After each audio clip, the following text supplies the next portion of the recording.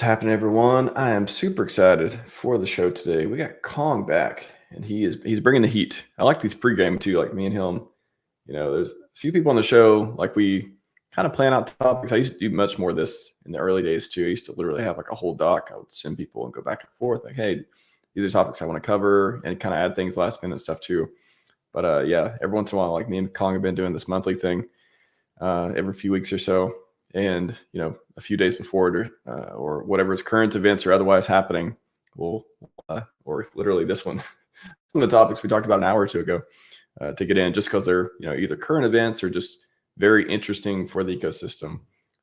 So yeah, I've said it a million times. I think PulseChain is primed to pump, and I wanted to do a stream on that. And there's not many people better to do it with than this guy who really gets into the data, the analytics, the interesting things. We really get to have a lot of interesting conversations when Kong brings the hammer, brings the data, and that's what we're here to do: have interesting conversations. That's what I like to do. So, hope you enjoy it too. Fasten your seatbelts or cut them out of the car upon delivery of such. Don't do that. Don't take my car advice. But anyways, welcome back to the show, Crypto Kong. How's it going, man? Good. How are you? Doing good, man. Doing good. Fast. Is that a mic sucks comment? Because I Pump just up the spent $700 volume. on a freaking new microphone setup, so I don't need you. Oh, it's actually probably a good comment. Pump up the volume. Let me pump it up on my side. You hear that? Is it any better? It's just for me. It's just for me. I can hear Yeah, Kong loud. no. I was gonna say I'm excited, man. Pulse Chain's looking good. Hex I think is looking good. I saw there's some recent news with semi-recent news with BankX now, sort of providing some LP, and I think lots of people are taking that sort of the wrong way. Now, one thing about like when you think about these markets is when a coin goes up 10,000x, like you need to have a heavy retracement, and you need to rinse people out at the bottom, because the people who will be buying Bank X's bags are going to be people who are probably going to hold it longer, or like not market dump 50 million or 100 million coins in one sell order. So it's probably going to be a lot of smaller people picking up like Bank X's liquidity basically. So a lot of people I think are taking it the wrong way. It's actually a lot better to have them doing what they're doing. Even if you think about what they could have done with their bag, they could yield. They like if Hex follows the Bitcoin narrative and sort of does that same sort of, if it copies the same sort of price appreciation Bitcoin does, and you see these Bank X guys start staking and it becomes super profitable for them, they could extract a lot of value out of the liquidity pools way later down the road. So to have it kind of like maybe redistributed among more people, this is exactly what you want to see happen. And you'll see a lot of, especially right here in the market, I've noticed the sentiment's kind of gone down. When we look at some of the metrics, you can see some of the metrics have also tapered off as well. But I think if you look at early days Ethereum, which is what we're gonna do, and you compare it to the early day of Pulse Chain, we look exactly the same, almost exactly the same when you look at the internal metrics. So I'm excited. I think the Pulse Chain's really gonna take off. I don't want to like hand out expectations, or like none of this stuff is financial advice or anything, but I am super bullish on the Pulse Chain, and I am super bullish on Hex, and I think these products are gonna perform very well, especially when you look at the metrics. I know recently with the Bitcoin pump, everyone's kind of like why isn't my coin doing anything, right? I guess kind of recently today we've had a little bit of a pump on PLS, not too much, but Bitcoin is like 53,500 now, so it's climbing up the rankings pretty good there. So I think once we see we're gonna see Pulse Chain sort of I think we're going to see it start to kick off, and we're going to see a lot of, once these metrics start to fill up, it's going to turn into like a, I think Pulse Chain is going to turn into like a long-term sort of mainstream, like adopted sort of chain where like in crypto, like everyone will have heard about Pulse Chain. I think most people will eventually will want to use it, especially looking at like the fees and stuff. Like if Pulse does 100x, then the fees, if you're just coming into the system, it's still gonna cost you something.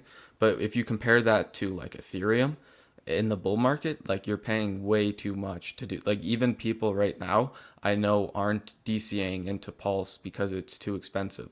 Like the bridge fee on the Gwei and stuff like that, it costs too much. Like if you want to DCA $50 in, there's other ways you can do it. Like I know ChangeNow.io, you can just, if you have ETH in your wallet, that's a really good service because you can just do a regular send transaction and pay like a $2-3 fee on like a kind of a semi bad gas day, maybe $10 fee if it's like that's extremely high to send Ethereum. You can pay like a semi reasonable fee and you might get some slippage and it gives you a little bit worse rate on Pulse. But if you're only entering a little bit, yeah, and there you go. Pulse Coinsless has got the perfect amount of services. And you guys can even, speaking of like onboarding onto Pulse Chain, because I think this is actually an important topic, especially once the gas fees start to kick up. You guys don't have to use Ethereum per se to get onto the Pulse Chain. Not to talk about like other like layer ones and stuff like that, but if you guys know other layer ones and you have coins on other layer ones, I know Change Now supports a ton of other layer ones. Like you could do Bitcoin to Ethereum, right? You could do Bitcoin to Pulse probably. I haven't tested that myself, but that trading pair probably works. I know you can do things like Phantom to Pulse. You could probably go from BSC to Pulse. I saw Hans Crypto put out a tweet where he just went from BSC straight to Pulse, and that transaction is going to be infinitely, not infinitely, but 100x cheaper than going from the bridge. Now the thing is, if you're a big player, the advice is different for everyone, a little bit different for everyone. Obviously, not financial advice. Um, do your own research, like play with these tokens at your own risk. But if you're entering with 10K, yeah, SparkSwap has a bridge from Arbitrum and BSC. Works good. And that's a really good way. Like if you only want to enter 100 or even maybe like $500, like maybe if the Gwei is out of control, like you don't want to get chopped up, especially when you look at like what Pulse can do. If you can get like 500,000 more Pulse because you didn't have to pay a transaction fee, that's kind of huge because that could amount to like maybe 1,000, maybe $2,000 in the future, which is still like you could buy a computer, a MacBook, you could live for like that's someone's bi-weekly or maybe even monthly paycheck. So getting good order execution is very important. If you're entering 10K, you could probably go through the bridge and pay the $50 transaction fee.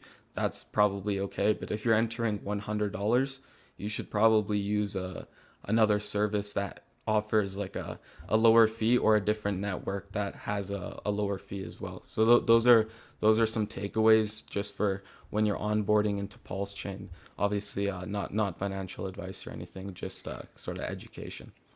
Yeah, I actually talked about recently, just speaking about the bridge. It's Omni Bridge, so it supports EVM chains. I don't know why in the future we wouldn't have a drop down, because like right now, you go to the bridge, and you click on bridge, and then you go there, and it's Ethereum. Right? You got Ethereum, the Pulse Chain to Ethereum. Why in the future? I can definitely imagine a future where we have BSC, a Gnosis chain. Let's see what I talked about here. I looked up a few different ones that are just common EVM chains that OmniBridge is closely associated with.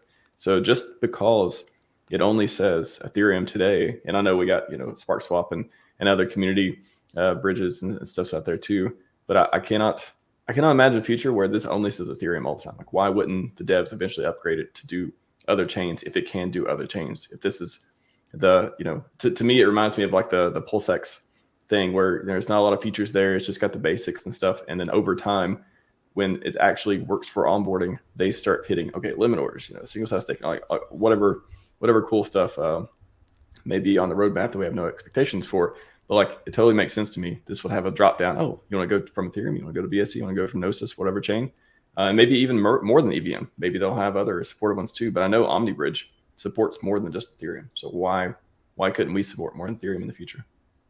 And that's good for everyone too, right? Because if you want to get more adoption, more onboards, like if people are already on the BSC or already on other chains, and you could just, if you could add that feature in and just allow them to easily bridge over without having to like think too hard. Because I know a lot of people, like, they're not about to go do the research, find the website, or find Pulse Coins list, find the website from there, like et cetera, et cetera, et cetera. Like when, especially when they know like the bridge website, like it's all mumble jumble now. There's no like exact URL. GoRealDeFi.com is the way though.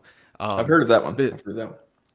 um, but even when you're looking at, like, as you were saying, like the upgrades and stuff, like these could be huge sort of like not, I guess, narratives in the future where like if you're here now and there's the chain's new, right? Like there's nothing, not nothing, but there's not a whole lot of features coming in right now.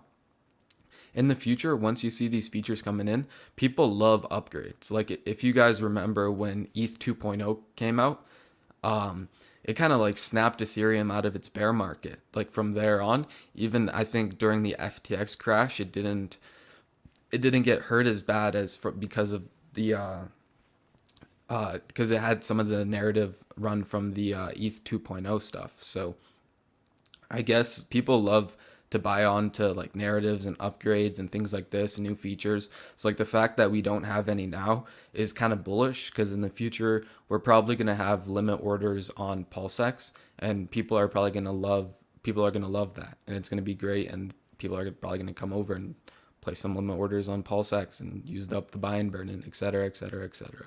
So Yeah. I think just the point of, I think we'll always have the community doing, like, even today, like when I do limit orders, I use Omnis, I use Tetra, omnis.tetra.run, works great, and all that stuff. But I know majority of people come in the ecosystem getting on board and stuff, they're going to use the official apps. They're going to use, PulseX. They're going to use the official bridge. They're going to use all this stuff.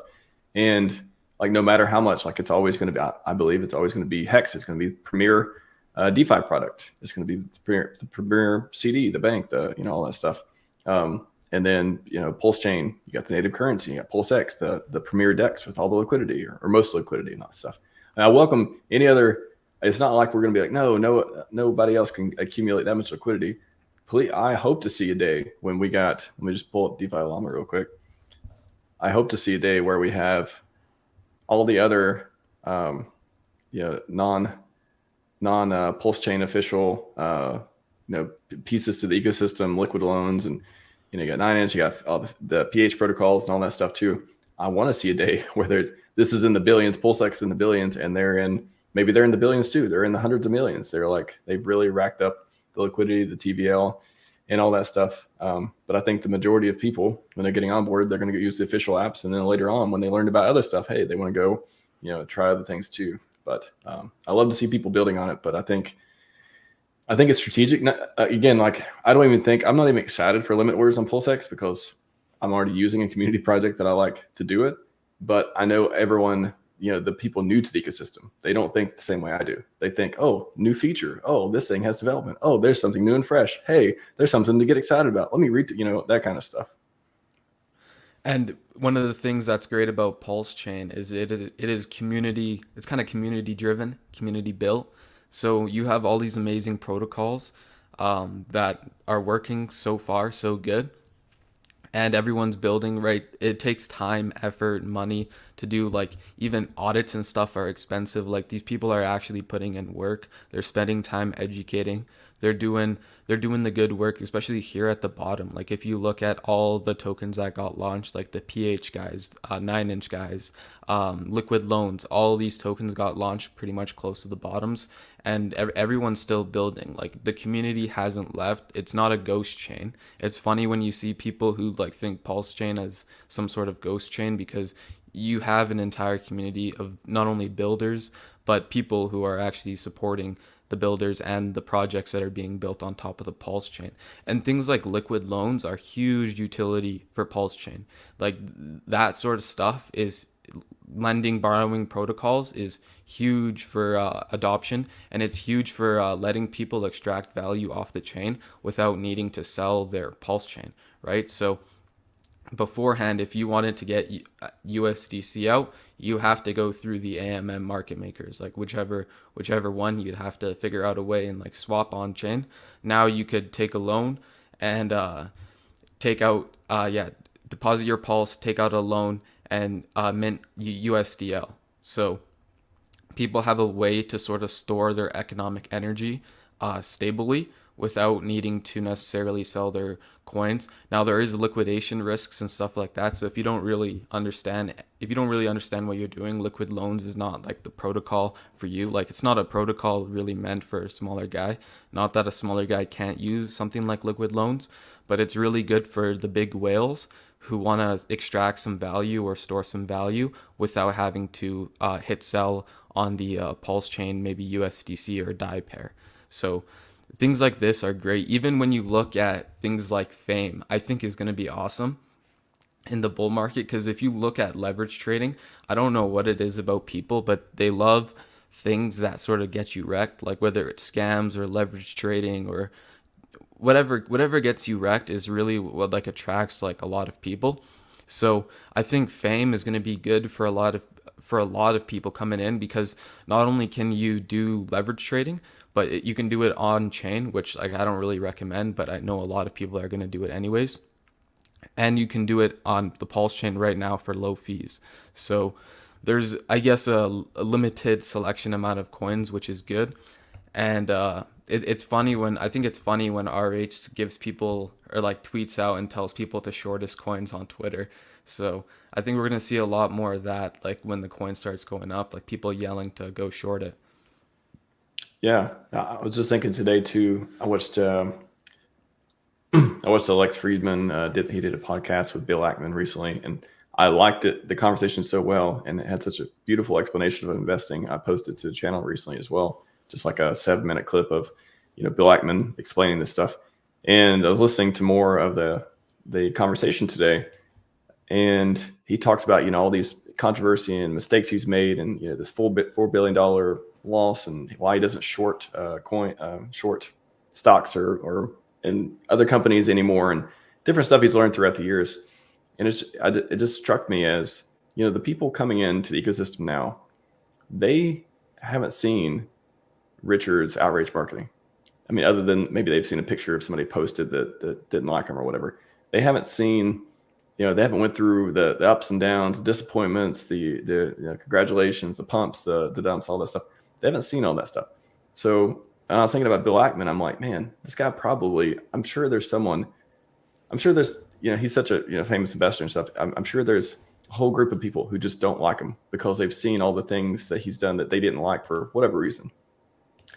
And then for me, I don't know much about him other than I've seen him do some investing stuff before. And I'm watching this interview and I'm just thinking, man, this guy, he's saying a lot of really interesting things. He's coming off very smart. And I'm getting value from a lot of things he's saying. And he could totally, if I'd been watching him for the last decade or so and saw some of the things he did that maybe I wouldn't like or otherwise, I would have a completely different opinion of him. And maybe I would never even watch this interview he would do. I would never watch another interview he did if I really didn't like him. So I'm just analogizing that to people coming into the PulseChain ecosystem where everyone's like, oh, but he's made so many enemies, or he's made so many people mad, or the outrage marketing was so bad for all this stuff. The people who've never seen him or heard him before, once they see a video of him speaking or saying something cool, or they see the green candles and they're like, oh, the founder guy, he looks pretty cool, that sort of thing, they're not going to care. Or if they're going to care, they're going to have to do a lot of work to go care hard about it. Because for me, he started talking about the controversy stuff. I was like, oh, interesting. I don't really care. Literally my response was, I don't even care. You're giving me value right now. And that's what I care about. That's why I'm continue listening to the podcast. I think you got a point there where people, you have to find a problem with Richard Hart.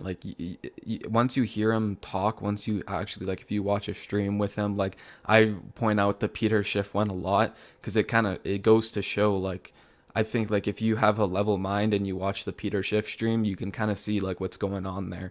And people they will, even Peter Schiff didn't even want to go out his way to figure out why Richard was a scammer. They just want to scream it from the top of their lungs. But if you really do listen to what he has to say and see through the outrage marketing, because it really, like, he even explained it even in like the movie and a million streams. Like, he does it to punch through the noise, right? There's a million things happening in crypto. There's a million scams, a million pump and dumps, a million rug pulls, a million new coins coming out every month, right? So how do you get people, how do you get their attention, right? So he did what he had to do, but I think it's good. It's a good way to get people looking at you. But once you actually hear what he has to say, then I think that's what makes it click, right? For a lot of people. But like you were saying, like, if you hate Richard, like, you have to like go scan through the supposed origin addresses that I heard a duck owns, and like be like, let's see what this guy's up to. You know what I mean? You have to like figure out what's wrong with him. So I think that's a people good position to be in, having to do a lot of work to figure out why you shouldn't buy into something. I think if we can get that position, which I think we are in some ways, if we continue that trajectory, I think that's got to lead to winning. It feels that way. and I think like people say like you can measure your success by the amount of haters you have. And I don't know how many haters Hex has, but I do know it's not the most likable coin. Like, it's pretty controversial for some reason. So you either like it or you don't really like it. I mean, I heard BitBoy say he's neutral on Hex, but I don't, maybe he was just saying that. I don't think he was just neutral on Hex, but I think he did a even video. Wasn't his price target $1 or something like that recently? Is he still neutral, or is he during the video? Was he like, I'm neutral, but I think it'll do 100x? what I think, and this is just Sounds like bullish to me. specu this is just speculation. I don't have really anything to prove this, but I think it was just like his network that he was on before that made him neutral on Hex. Like, Mm. just be neutral on Hex, even though like maybe BitBoy liked it, or Ben Armstrong, let's say. Um, but like now that he's sort of just Ben Armstrong, I guess he might just be able to voice his opinions. And like I remember BitBoy from the FTX drama of him like screaming at the apartment buildings. What was he in, like the Bahamas or something? Yeah, he went to the Bahamas. I think I remember that too.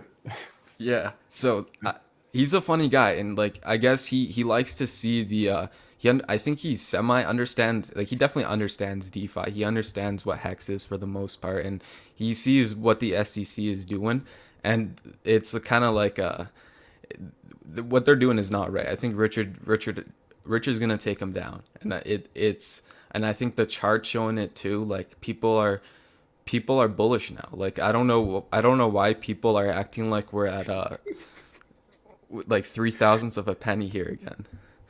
That's a Sorry, good meme. I had to scroll through this. Like when I saw this come out, I was cracking up, man. I was like sitting at my desk and I was just like cracking up. I'm like, who drew all these things on his arms? And there's only one real tattoo there, and the rest of them are just, oh man, I just it just cracked me up. I don't see a meme and I like literally just start laughing for a period of time very often, but this one got to me. That one got to me. I've seen a couple good memes come out of that BitBoy fight. To Oh be man, honest with you, like, they're circulating Twitter, so they're pretty funny this time uh, around. I love the 555. I can just hear, like, it's like when you see something too, you can hear the person even saying it, and like, it's, I don't know, I don't know if he's still neutral on Hex, but if he's ever super bullish on Hex, I wonder if some of these phrases he'll say in a very endearing way. It's pretty funny. We're gonna see him So, like maybe with some euphoria in the bull market, just like screaming "Stake 5555." listen right now. Yeah. He's I mean, man, if we're gonna get somebody excited again, love or hate, Ben Armstrong. I mean, he's I think he's very deliberate in a lot of things he does, and he's made mistakes and all this stuff too. But anyways, I don't care to love or hate anyone, but I like, Maddie. I think Maddie is the one who kind of started popularizing this too. But like, rewarding good behavior, I think that makes the most sense to me. Whether you like somebody or don't like them, if they're saying good things about your product, and hopefully they continue to do so, and all that, you don't have to go scream, he's my favorite person now. But like, if he's saying he's going to do a hex show, he's going to help the community do this, and he's no longer neutral and all that, I wish him the best. And if he promotes their products, that's cool to me. I hope it don't turn out to be a train wreck, but I don't. I mean, I can't control any of this stuff either. So like, why not support people who support us in a very passive way, at least? I see people saying they think he's like psyoping our community or something by like coming in here and like telling us like Hex is great. But I think either way, like it doesn't really matter. Like whether someone says something bad or good about Hex, I think like people just like as long as they can read the ticker and they go look at the ticker symbol somewhere, I think that's all that really matters. Like as long as people are looking at it, because even if you go tell people that this coin is a scam, they'll go buy it. Like it just like, you know what I mean? Like even Richard would like mention that he will not name scams by name. Like he could mention any other coin by name, but if he mentions like a scam by name, people will just go ahead and buy it even if he tells them not to. So like he just will not mention anything. So yeah, I 6D think chess. He only mentions Hex's name because people think it's a scam in order to mind screw them into doing 7D chess. Yeah. but yeah, so I mean, if you want now, we could probably look at some actual metrics as well. Like we could pull some up and Yeah, I'll man. I'll share my screen here. I'll just say, I think the thing that on supporting people and all that stuff too, it's like, it's not all or nothing. Again, you can passively be like, oh, that's cool. I'm glad a nice thing happened from this person. I don't expect anything else happen from them. But if a nice thing happens, like, that's cool. Instead of being like, he's on Team Hex now. Like, I have all these expectations that he's only going to talk about us, or he's never going to do anything weird or otherwise. It's like, I just, again, rewarding good behavior versus like adopting someone into the ecosystem. I think it's good to be, I try to hold that line. I think that's a healthy way of doing it. I found to do it, at least, so I don't get disappointed later on either. And he's got a lot of viewers too, so I wouldn't be surprised if like at least one or two people onboarded through Hex Yeah, because of one of his videos. limit to downside principle. Like, that's another piece to it. Asymmetric upside And and limited downside. it didn't seem like I don't think he was trashing it. I don't think he's ever trashed Hex either, to be honest with you. Like I maybe he has that I don't really know of, but that to my knowledge, like I haven't seen him really trash Hex ever. Like he's always been quote unquote neutral, or like now he's throwing $1 price predictions. But I mean, yeah, yeah, don't quote me on the $1, but I'm pretty sure he made some price prediction. Maybe he said 50 cents or 20. You know what? I think he might have said like 20 or 50 cents now. So I was just thinking, like, everyone keeps saying $1, $1.20, or $5. I was like, oh, he probably went there, but I have no idea. Everyone go look up that video if you want to see it. But it is a bullish video in Hex regardless. I think I remember his bear case was like 10 cents or something like that, which is still good. And like I don't know where he's pulling that out from, but um, that's still Pulling out good, from a I guess. bullish crypto cycle.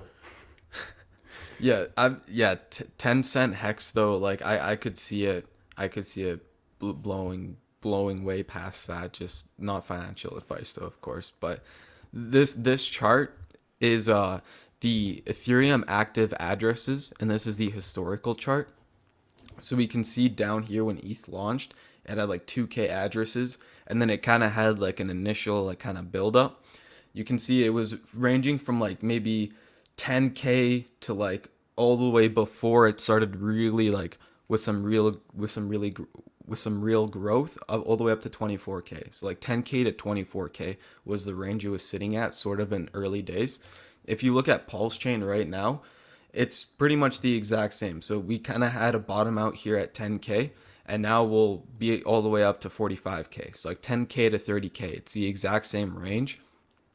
And PulseChain hasn't entered the bull market. So what we're seeing here, let me pull back this Ethereum chart, is 2017 comes around, and that was when Bitcoin started to have a run back in 2017, and you can see ETH here start to have some good adoption, even down here into 2018. January 2018, it had lots and lots of adoption. I could see PulseChain having a very, very, very similar sort of run up to this, because if you look at this, let's compare from January 2016 to January 2017. So basically 1 year, it was just sitting in this tiny little range of like, let's say on average, 5 to 10 to like 30,000 addresses. And then it just exploded out of nowhere in the bull market. So this is exactly what PulseChain looks like.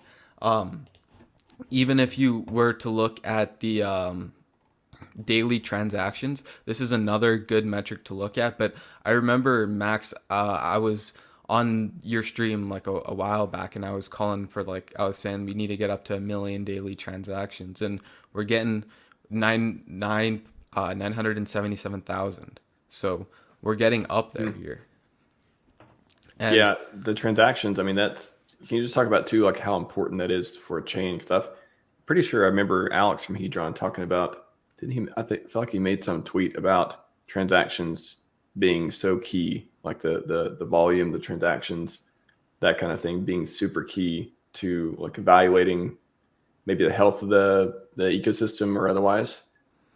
absolutely. So like if you have like a ghost chain and stuff like that, and we're going to compare this metric to other chains as well, but if you have a ghost chain and no one's using your blockchain, you're going to have a low amount of transactions. That's not necessarily like, that's not really a good thing. If no one's using your blockchain, like there's no community, there's pretty much no adoption.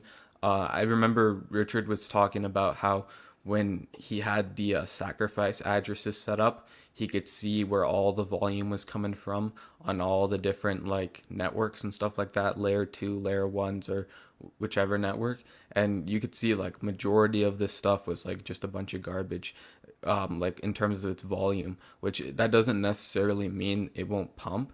But when you have, especially when you have pulse chains, it shares the same sort of code and consensus as similar consensus to Ethereum. EIP 5, what is it? EIP 4559. 1559. Is that the 1559. fee? That's the fee burning one, I believe. Is the one you're talking about? Yeah, yeah. So yeah, as the block space fills up, as like the transactions start to pile up on top of each other, then we're gonna start to see more deflation. And even when you look at the when you look at Ethereum now, it slowly deflates, and if you look at Bitcoin, it still slowly inflates. Like I hear people like, in Richard Hart's talked about it, like Michael Saylor always says Bitcoin's deflationary and like the supply is halvening and it's gonna cut in half, but it's super deceiving when you say it like that, because it makes it sound like the supply of Bitcoin's gonna cut in half, which is not the case. Like the supply of Bitcoin's always going up until 21 million Bitcoin, and then it stops. But yeah, let's see this tweet from Alex here. Yeah, there's only really one metric that matters to me personally. It's unique transactions on chain per day. So, and there you go. So there's that. This is probably one of the most important metrics then. And even if we look at like Ethereum, sorry, let's look at the Cardano block explorer. This is the transactions basically daily. You can see it only does 67,000 transactions on this entire network. Like I'm looking at the block explorer here, and I was also looking at trading view to sort of reference the numbers off of here as well. But you can see here Cardano's like it's right here, 66,000 transaction, which is basically nothing. And you can see all the chains we're beating out here. Monero, we're doing more transactions in Monero, more transactions in Ethereum Classic, more transactions in Bitcoin Cash, more transactions in Dash. I haven't necessarily heard of this one. More transactions in ICP. Tons of stuff here. More transactions in Polygon Matic. So I know like people, I remember always seeing stuff about Polygon Matic and stuff like that, but it does 2,700 transactions. PulseChain would be all the way up here with like a Bitcoin and Litecoin and stuff. Even if we look at the Litecoin Explorer, this might not be the right one here. I think I had the yeah, here we go. Transactions last 24 hours, only 179,000. So PulseChain maybe not every single day, but if we look at even the past couple of days, I can't quite see it on my screen, but yeah, here, that's in the 200,000s. So, um, Pulse Chains, it's kicking it out there. Like it is, especially when you compare it to other chains. Just looking at daily transactions, it's it's doing a lot of daily transactions, and that means people are actually using this blockchain, which is what you want to see, right? Like more activity is good. Um, and when you even let if you look at TVL and stuff, so early days Ethereum TVL basically had nothing, jumped up to like 250 million. I guess your DeFi start to spawn in 2019. So TVL starts to jump up 202 to 300 million. You have dips down to 100 million, dips down to 100 million, and then it climbs all the way up here to, I can't exactly read the number, but 100 million USD. Um, if we look at Pulse Chain, it is almost the exact.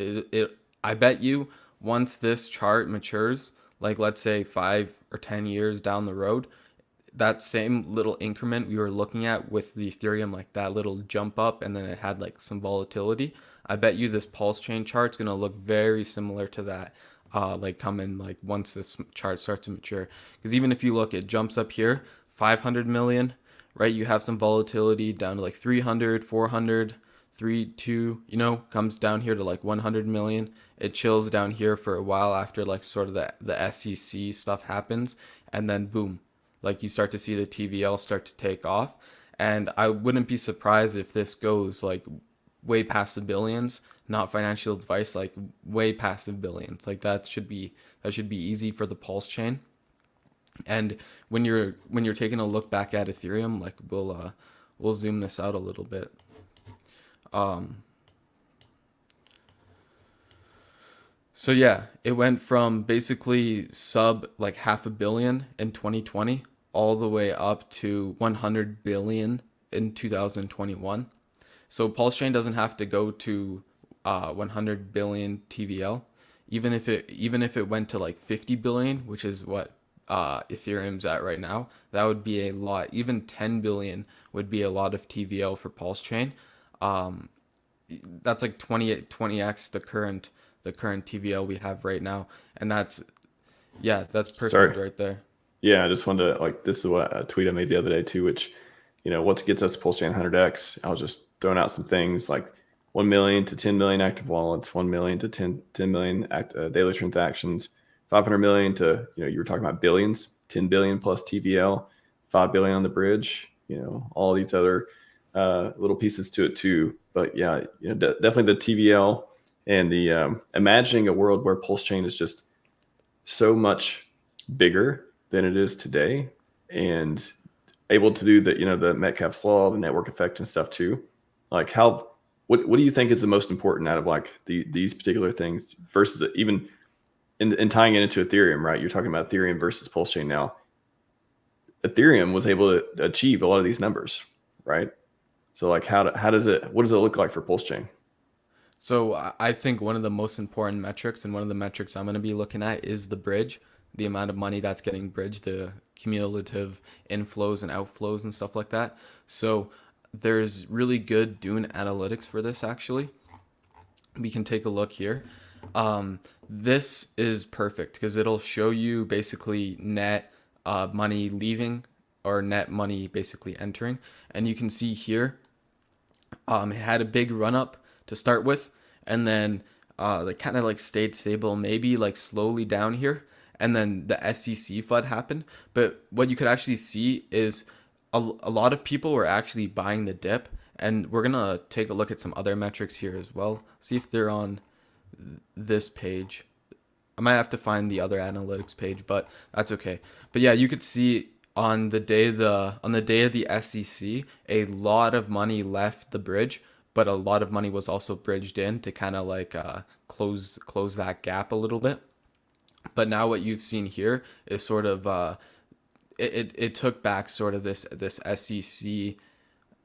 Yeah, it took back this SEC dip here in the bridge, but I'm trying to see the bridge get to like 1 billion, 1.5 billion locked value in there.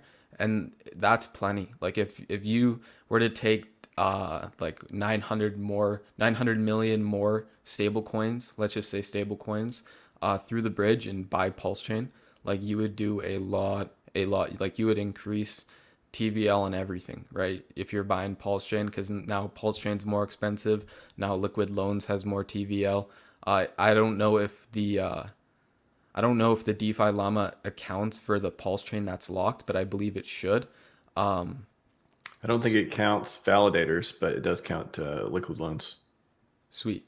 So yeah, and even then, like it's not even counting validators. So if Pulse Chain, like if let's say $900 million comes in and market buys, let's say right now, like the validator TVL would shoot through the roof, right? Just from that inflow of money. So one of the most important things I think is watching this bridge. I'll pull up. This is perfect. So you can see here in July how many stable coins left the bridge, like a lot of stable coins left the bridge, and you can see a ton of different metrics here. Like you can see at the beginning, like there was a ton of stable coins entering, and as well as there were some other things I was looking at earlier, but I'm missing them. That's okay. But yeah, you can see this is what I wanted to showcase as well. This is if you're watching these Dune analytics, you can see when big chunks of money get bridged over. Because usually, like if someone's bridging, let's say, $10 million over, let's just say they're bridging $8 million of stable coins over, or something like that. Chances are they might not just hit market buy all in like $8 million order. So if you're watching sort of this bridge inflow, you can pay attention. You can see like, holy crap, there's a lot of money coming in and the price hasn't really moved yet. Like there's probably people in the backgrounds like making moves or wanting to make moves. So you could not front run, but basically like sort of front run if they were wanting to buy. You can basically front run their buys if that's what they're wanting to do. Well, and just another piece that I think is interesting on this too is once you see a big amount of capital come in through the bridge, like does that kick off a race between, hey, there's a bunch of money here. If I think they're going to buy, I want to front run them. I want to buy before they do because I know the price is going to go up.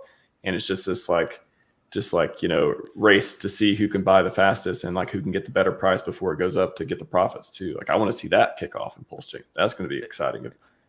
It could be like a compounding induced FOMO kind of. I think I just described FOMO. Yes, bridge FOMO. Yeah, like, but it is crazy to look at them. Like, even I remember looking at the price, people were trying to, or like, when the price was going, just trying to get above SAC there, and it was just being like extremely volatile there. Like, it went from like 50% of SAC, and it was like 60% of SAC, 70% of SAC, 80% of SAC. I know everyone was trying to get money through the bridge. I like a lot of people, that was their indication that like now is the time, like let's FOMO in. And I think even watching these analytics, like if you were to look even a couple of days before, you could see there was $1.32 million of stables bridged in. That's a kind of a big number. That's pretty much been the biggest since October. So if you were looking at some of these metrics, you could see there was a lot of money coming in. Even if we're looking at December, one of the biggest deposits here was only like 700K of stable coins, 800K or like close to 800K of stable coins. So once you see here, this starts to turn around $1 million worth, you can be like, oh, okay, this is bullish, right? And then you see the next day, like, let's take a look at this almost $11 million worth of stable coins entering the bridge. This is probably not just only one entity, but this goes to show like there's $10 million entering the bridge. Like, it's time to be bullish. But yeah, if you look even recently though, like I think this is why sentiment's flipping for some people, is it looks like there's also some people bridging out like 500,000, 600,000. So what 1 million here in stable coins.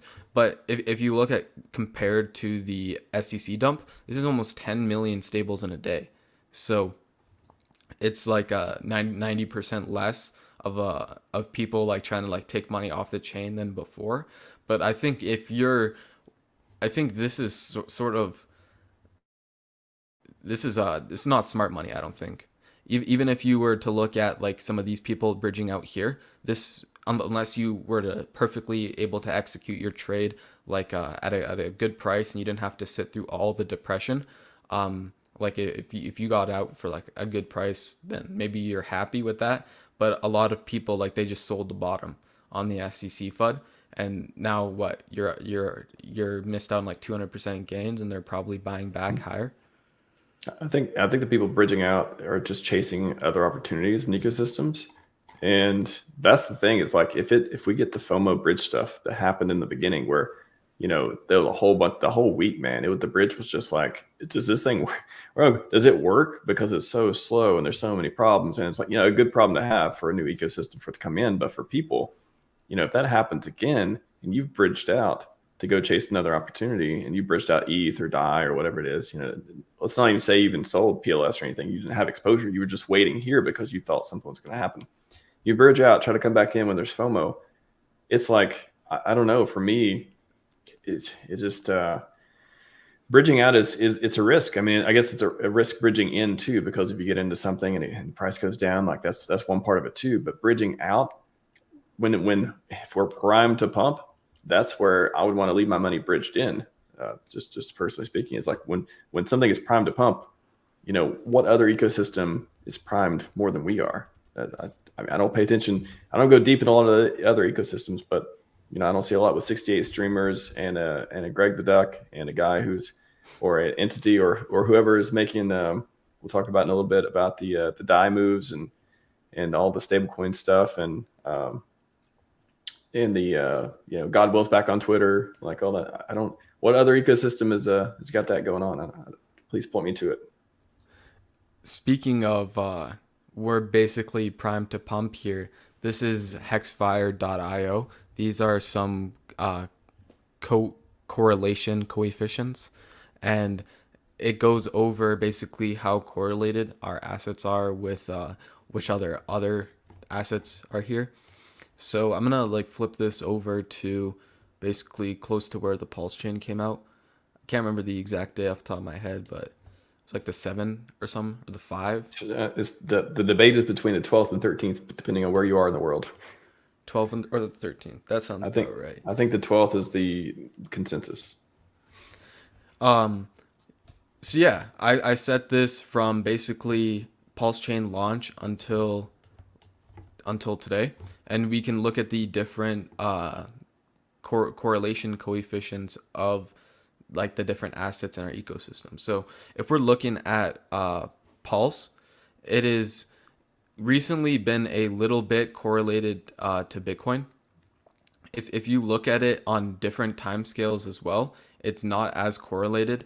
It's in fact like inversely correlated. So it like if I zoom this all the way out again, so get this to load. Either way, PulseX and PulseChain and Bitcoin aren't extremely correlated, meaning that I have a feeling I don't have a feeling, but when you look at Bitcoin dominance, it's at over 50% right now, I believe. I'll have to double check the exact number, but it's close to around 50%. Altcoins, I see some people saying like alt season is like almost over or something like that, or like I'm not even exactly sure what the news is on that, but what I think is that alt season hasn't really even started yet. Like BTC is still 50%, close to 50% dominance, and it's still like I think we're gonna potentially see a dump before the halvening. I wouldn't be surprised if like Bitcoin makes this top around here. Like not to say like not financial advice, not saying this is the top or anything like that. Like could go higher, but I wouldn't be surprised if it starts to like go lower, and if basically like PulseX and HEX start to take off. Because if we look, I'm gonna refresh this actually. I was looking at this. If you look at last cycle, HEX, and yeah, here we go. So if we change the dates here a little bit, we can see here that Pulse and PulseX were correlated, or sorry, inversely correlated to Bitcoin, meaning that if Bitcoin was going up, Pulse and PulseX were going down on average. Yeah, and and vice versa. So if PulseChain and PulseX were going up, then Bitcoin was probably dumping. So we could see something similar like this happen. We could see something similar happen basically once Bitcoin, maybe it has a sort of a halvening top, or like a sell the news top for the halvening, and maybe it starts to dump. But I do think like the bull market is right here on the horizon, and Pulse Chain is primed to pump. Like it's sitting nicely correlated decently with Ethereum. Like if we take a look here, let's look at Pulse Chain to ETH. So yeah, point two so basically 20% correlated with Ethereum. And with this, like, I don't know if you guys have noticed, but I feel like Ethereum's kind of been lagging behind Bitcoin. um I basically, how I look at it is like during the whole ETH 2.0 stuff, it kind of like carried the market a little bit. And that's when dominance was also a lot lower, I remember. And it was kind of carrying the market. Like it did like a 2x off of its bottom there. Maybe even more than a 2x off of its extreme low for that like sell the news on the ETH 2.0 launch. But Bitcoin was still sort of like dying. So now, like, the tables have turned. Bitcoin has sort of gained a lot of its dominance back. It's sort of been going on that crazy run, and Ethereum recently, it's like over 3,100 now. So it's been doing pretty good, but I still think it's lagging behind Bitcoin a little bit. So I would like to see Ethereum start to get some of that maybe cash flow from Bitcoin. Maybe people taking profits trying to get in, and we'll also, I'll pull up the ratio here as well. Max, were you gonna say something? I was going to ask about the decorrelation. Actually, on that chart, could you check to see the correlation between like recently? Because Richard did the decorrelation question mark tweet with ETH, and I'm curious if anything has changed. Like, could we do it like a month, a month or two time frame, or 3 months time frame, or 6 months time frame, or something? I just wonder if the ratios have killed it, have have changed at all, because that would be interesting to see.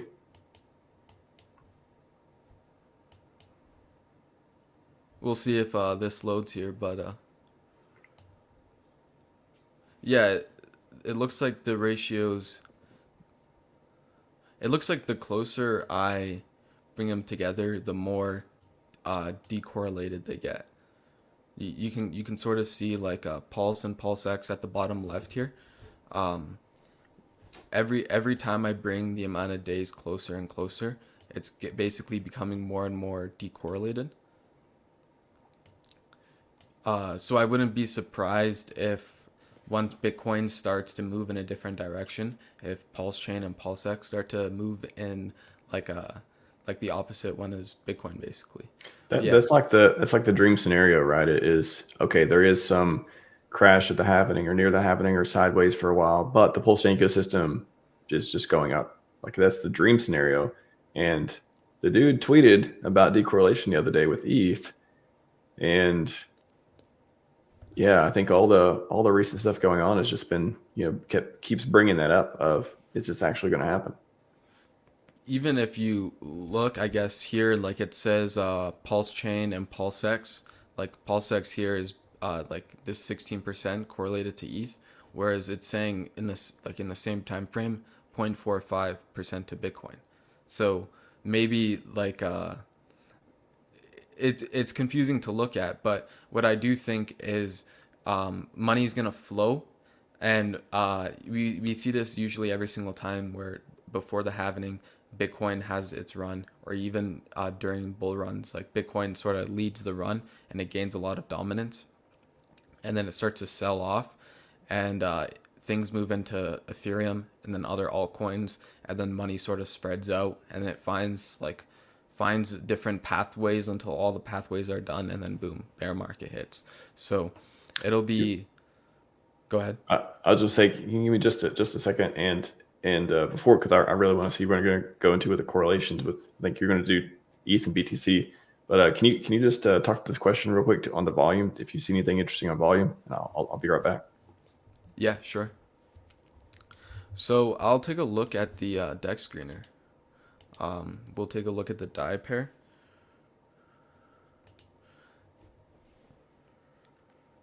WPLS.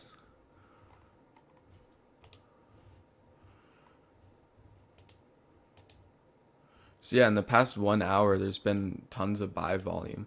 We can see here, yeah, it kind of came off of its bottom here, and you can see even on the chart here, it's all been like higher lows, like one after another, and these wicks are being eaten up, which is also really good. Um, just saw a couple 200K buys in the last 5 minutes. It's almost go time. I'd have to agree with you. Like this chart looks extremely bullish. Like you can clearly see it broke out of its like it basically broke into an uptrend here. Like this is an explosive move, and then it sort of it has its retrace, but you can see all of its retraces have been higher lows. So this is pretty bullish. I wouldn't be surprised if this starts to continue up. And I know a lot of people, are doubters, but I know a lot of people who are bullish on PulseChain right now as well, and it is looking up. Even we'll take a look at some PulseChain stats, and we'll see if anything's up over here.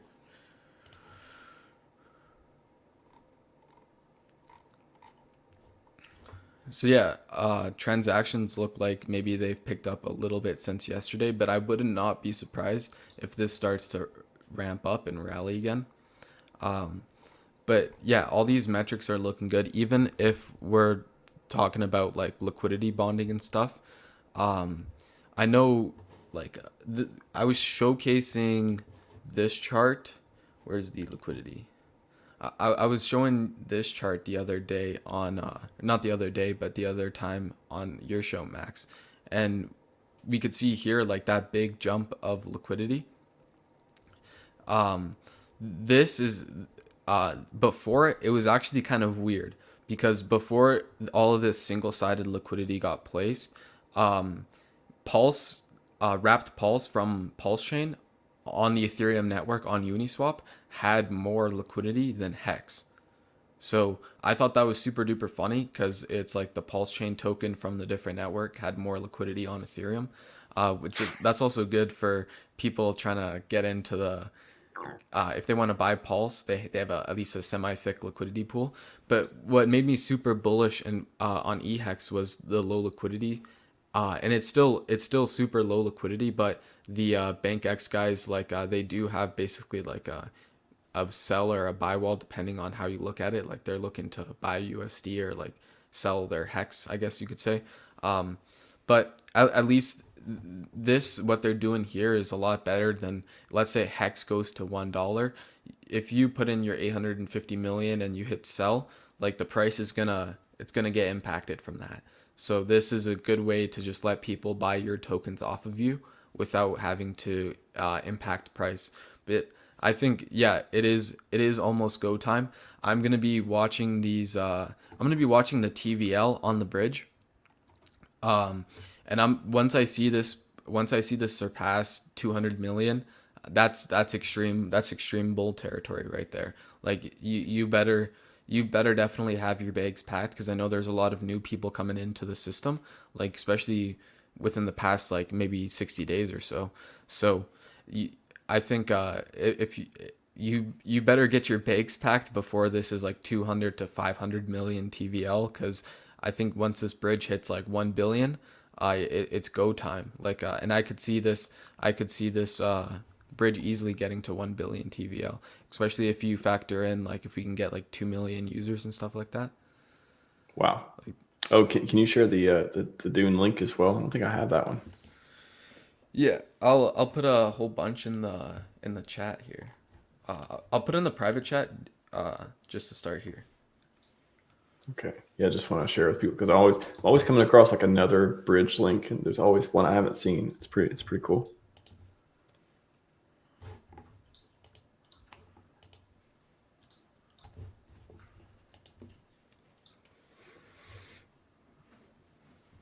Yeah, so just a couple of sites there. Another thing too, if we look at I like to look at these metrics too because it shows people who are buying the bottoms and who are buying the depression, and I call them smart money.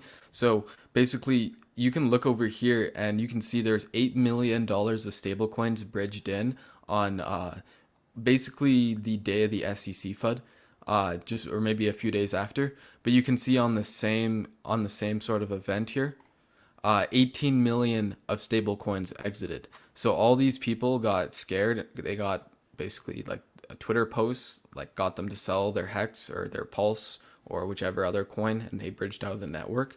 But you can see here, like anyone who bridged in here is probably sitting on an average of like 2x, depending on where they bought and stuff. But they're probably like sitting on an average of 2 to 3x, even if they got like a worse rate, right? And if you were DCing, like any of these people DCing down here, like there was only pretty much less than $1 million of volume every single day here at coming up towards the bottom. And now we're seeing this really pick up. Like let's take a look at since January. There's been way over 1 million every single day coming in through this bridge on average. Whereas, like I said before, like it's been basically on average way under 1 million. So the metrics have flipped. Like this is bullish. We went from under 1 million inflows to way more than 1 million inflows now. So I'm extremely bullish on that. And if we're looking at the outflows too, like let's see if these ones have picked up and how much. So like 3 million, 2 million, 1 million. So like lots of sellers and stuff like that. 1 million, 1 million, basically an average of like maybe 1 million, like at the bottoms and stuff like that. But now recently, like the sellers it looks like they haven't changed much. Like you can even see on the graph like a little bit more on the pump, but that makes sense. Like there's probably some people who the break even soy boys, what Sami calls them. So they probably want to just like break even and go to whichever new shiny object there is on the street. Dude, he'll say some people's names of like famous people in crypto that I don't know, and he'll say like Crypto Crapo, and I'm like, I only know him as Crypto Crapo now. I don't know who he really is. So like it's so I'll try to figure out like who's he talking about because I don't know who they are, but I just know the name that he gives them. It's just so funny. He's able to And that's the popularize thing, a lot of like these ideas. he has good ways of explaining like the some of the market participants. Like it's a Lady good of way of Crypto. I'm like, is it Lady of Crypto? I don't remember. I don't know. I think a lot of these people here were just taking a loss, but a lot of these people here are definitely break even soy boys. Like that would definitely make a lot of sense. So that is one thing, and that's perfect because when you have the people who are break even soy boys exiting, let's say they're trading spots with someone who's brand new on board. The brand new on board, let's say, wants to make let's just say they want to make money, right? They want to make a 5x or they want to make a 10x. They might hold until they make a 5x or until they make a 10x. Whereas the break even guy, he's already like he's pooping his pants a little bit. Like he's getting scared. Like he thinks the storm is coming. So he's out. Whereas the person entering, who's basically trading that spot, you're gonna see maybe that person hold for the 5 or 10x, which is what you want to see, because the only thing that really matters in crypto is people buying the coins and not selling them in the market makers, or like you know what it's just not selling the coins. So It's got a couple questions in the chat. If we could talk to them real quick. Iron Freedom, do you see a lot of sell pressure for PulseX at day one sack?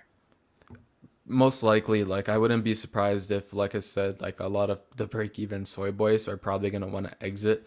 If we were talking day one sack, that'd probably put Pulse at around like 2.5 to 3x sack. You'd probably see resistance at around 3x sack or 2.5x sack. Is that? So I think I heard somebody was he talking about like Pulse is like clear until 2.5 sack or something like that. I mean, in that range, which makes sense if you would think about that. Maybe that's why he's going off to is the break even point for PulseX. That would make sense. So yeah, I could see there being a lot of resistance like until like maybe 2.5, 3. But once we're sort of past that, like maybe 5x sack on PulseChain, maybe 2x sack on PulseX, like we might be able to rinse out. Like maybe there will be a lot more people who have rinsed out by then. Even by the time, like if PulseChain can get 10x SAC, which I think is perfectly possible.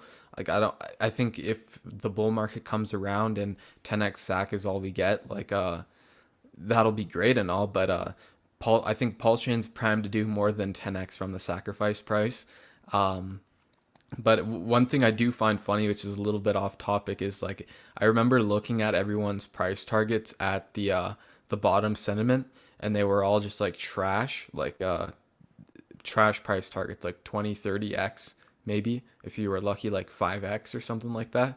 Now people are like actually calling for like 200x and stuff like this. So this stuff is technically possible. Like I'll pull up my sheets here and I'll share sort of one of the things that I've been working on.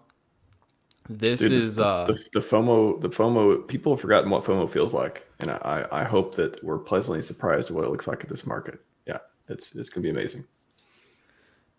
and it's gonna be amazing. And the thing is like a lot of the, even if we look at Ethereum and stuff, like there might be the ETF coming, and there might be like some institutional buyers trying to pick up Ethereum, and that leaves room for like maybe there's some sellers out there who like HEX. You know what I mean? Like maybe there's some people who own Ethereum who happen to like HEX and they want to like sell at a higher price to make more economic energy to put into the HEX token. And even if you look at the liquidity bonding and stuff, like if Ethereum does well, and I'm sure PulseChain is going to do well against Ethereum, like I have a target here. I'm gonna change it. This is 200,000, but I have a target basically 2 million pulse per Ethereum. So yeah, if you were gonna like basically buy an Ethereum, how much pulse chain would it cost? Currently it's around 20 million. It might be a little bit different, just like the fluctuation on the different days and stuff like that. But I could see like what was it last cycle? Hex outperformed ETH. What was it, like 200x, 300x, 150x? Sounds in that range. In that range. So I think I have the data somewhere in my sheets, but I can't remember off the top of my head. But it did a lot of ETH only did a 50x, Hex did a 10,000x. So if you divide those two numbers, 10,000x divided by 50, you'll get how much it outperformed. Just like 200x maybe. I just like did that. I don't know if that's right though, but um I'm calling for like not even a 20, like not even a 20x on the ratio, just like a lousy basically 10x on the ETH to pulse ratio. And what could that put us at? So I was looking at the total crypto market cap. Currently it's like 1.9, and like I could throw out like numbers like this and like talk about ratios, but it just makes it a lot easier to explain it when like it's visualized like on the spreadsheet and stuff. So total crypto market cap right now is 1.9 million. I was playing around with this. We don't have to say 8.9, but we can say like 5.9. Sorry, current crypto market cap is 1.9 trillion. I think I said billion, but I meant trillion. The future market cap, we're looking at 5.9 trillion dollars. And then this is the ETH supply. So one thing about ETH now is it's like pretty much net deflationary. So I'm choosing basically the supply from Coin Market Cap. I probably should have done from the Ether scan, but I just did from the Coin Market Cap, whatever supply it listed me there. Now this will probably be less in the future. So if the market cap stays the same and you have less supply, your price will technically be higher. And then I also have an input here for ETH dominance. So currently it's like 18%. I'm thinking, I think a lot of people, and I think too, that ETH will flip Bitcoin, because Bitcoin's still proof of work. It still inflates coins. I still don't like how Michael Saylor says that Bitcoin's supply halves and it chops in, like he says it's deflationary and stuff like that. Cybernetics Like, Hornet's Nest. It's my favorite. yeah, I don't like That when was he Michael says Saylor, that. friend of the channel. Super Maybe. misleading, but but yeah, like we could see the ETH supply become deflationary while the Bitcoin supply is still inflationary. Bitcoin has the negative externalities of the miners having to sell down the price to pay for electricity costs. Ethereum doesn't have that. anymore. It used to be proof of work. Now it's proof of stake. You don't have to necessarily sell to pay for electricity costs. So lots of things are looking up for Ethereum, but this is only like a 20% dominance at like a $1.1 trillion market cap. That puts us at an ETH price of $10,000.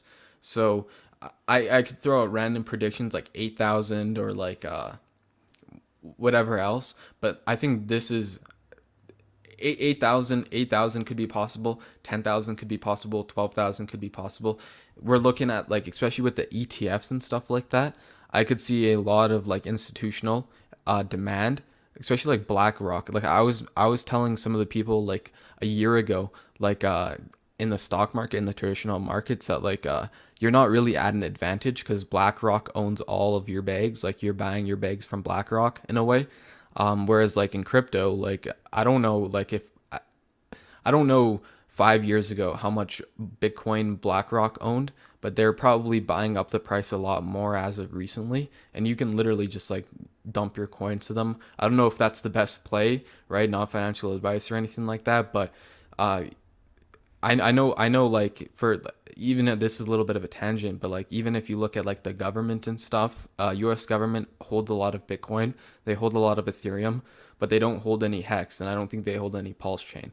So Dude, can you see like one day the White House making a press statement of like they're holding Bitcoin or Ethereum for national security reasons? Like I could totally hear that coming out of the White House one day, because and that's versus all the other countries that may be holding and stuff like that. and that's his thing, like nothing's wrong with a lot of these other, like even ETH, for example. If ETH gets a lot of exposure, there's nothing necessarily wrong with that. Like I think a lot of that exposure will drip into the Pulse chain, especially like you can only keep us suppressed for so long, especially considering the fact that we are like Ethereum, we're the same code. I see people calling for like a Pulse chain ETF and stuff like that, which would be, I mean, like if you were thinking back 10 years, would you have thought that Bitcoin ETF was possible? Like let's think back to like, let's think Bitcoin supply is like 7 million, let's say in this scenario. Like I don't know what the market cap would be at this point, but let's just say the supply is 7 million. You're thinking like, "Oh, dang, in the future there's going to be like at least another 7 more million coming out. Like how is the economics going to hold up to this sort of stuff?" And like you could be thinking of all the FUD scenarios of like, is this going to work? Like the block reward was probably like 25 or 12 and a half at that point. So you like mining's becoming more difficult. Like is the price pumping? Like there's no real definitive real way to know.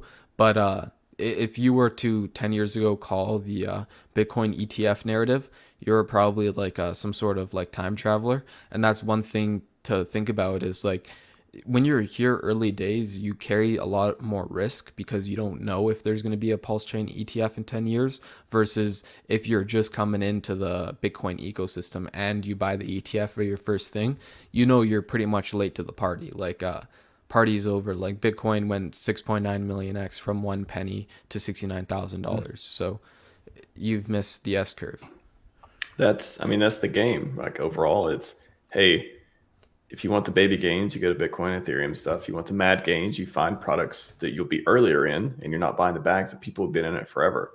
And if you come across products like an Air ecosystem that literally solve a problem, a better Bitcoin hex, you can lock it up, you can stake it, you can, it's not even meant to be traded, but people trade it, of course, and there's products built up on it and long-term delayed gratification, all that stuff. Then you have the ecosystem pulse chain that's built upon it to help it thrive and reward all the people using it, and start another iteration of another cheaper, faster version of the network, and you have all this stuff too. I mean, it's just a big part of it. So I want to take a really quick meme break as well, because I got an answer one question in chat before we go on, because I know you get a little bit more on this, but yeah, I always like this one. I got a good meme guy. He's like, "Did you come back to save the human race from machines?" No, I'm here to buy more HEX.